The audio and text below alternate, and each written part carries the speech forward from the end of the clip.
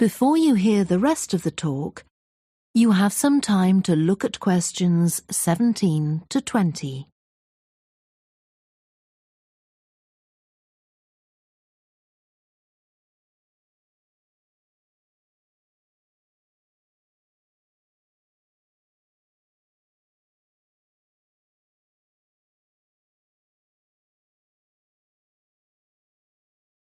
Now listen and answer questions 17 to 20. Now, a word about the layout of the building.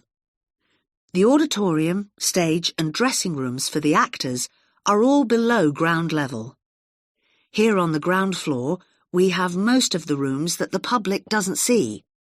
The majority are internal, so they have windows in the roof to light them. Standing here in the foyer, you're probably wondering why the box office isn't here, where the public would expect to find it. Well, you might have noticed it on your way in. Although it's part of this building, it's next door, with a separate entrance from the road. For the theatre manager's office, you go across the foyer and through the double doors. Turn right, and it's the room at the end of the corridor, with the door on the left. The lighting box is where the computerized stage lighting is operated, and it's at the back of the building. When you're through the double doors, turn left, turn right at the water cooler, and right again at the end.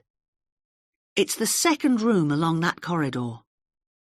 The lighting box has a window into the auditorium, which of course is below us.